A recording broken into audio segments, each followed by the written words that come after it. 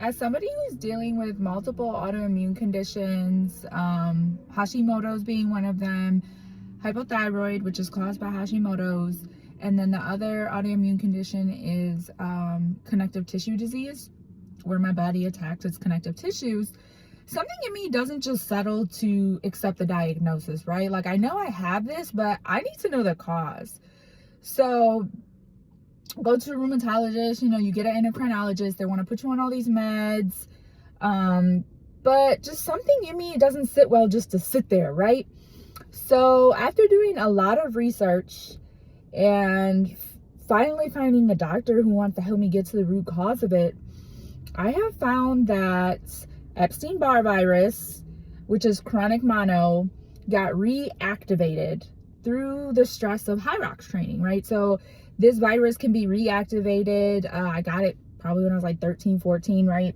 And it can lie dormant in your body, in your immune cells, and then it can get reactivated with stress. COVID can reactivate it. Just a lot of different life things can reactivate it. So the high rocks training put my body under a lot of stress, which allows my body to get compromised. So we did further testing. She did other blood work, and it also turns out that I have Lyme's disease, right?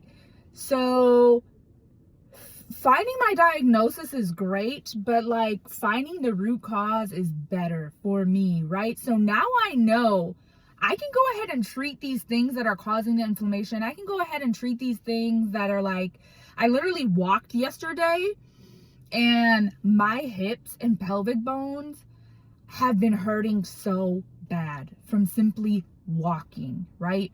So I need to know, like, this cannot be the rest of my life. I can't be on some thyroid replacement med and accept that as my rest of my life. No.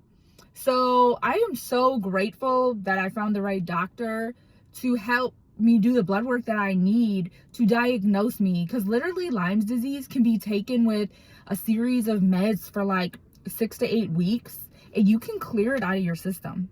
And she said a lot of the autonomic dysfunction that I have will be cleared when I clear these things, and I put Epstein-Barr back into remission and put it back to sleep, right? Like, the idea with Epstein-Barr is to put it to sleep, lock it up in a closet so that it cannot come out, right? You put it in jail, basically. You can't get rid of it, but you can put it in jail.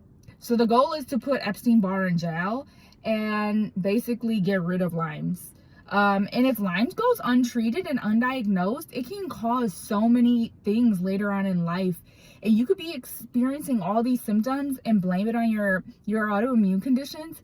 But these can also be reasons why your autoimmune conditions are being like literally just created and also having flare-ups. And you have to know what to treat. So I've been spearheading this thing like head on, like I do with anything in life. And I'm really optimistic now that I'm going to get the treatment that I need. I've cut out dairy, I've cut out gluten, I've cut out sugar, I've cut out seed oils, pretty much following an anti-inflammatory diet. I do still eat eggs. So I've cut out so many different things. Now it's just time to let my body heal, take maybe a couple more weeks off from the gym, and be an advocate for yourself, right? Like, the best thing you can do is keep digging until you get to the root, because knowing what you have is great, but finding the root is what's going to really give you that relief and help your symptoms and help your quality of life and help your brain, right? Because so many people get put on like thyroid medicines and they never feel better. They sometimes feel worse. Why? We need to figure it out, and doctors aren't going to do that. You know how many patients they see in a day? Like, you're just another patient. So you got to advocate and research and do the work for yourself, and I promise you, you will thank yourself later.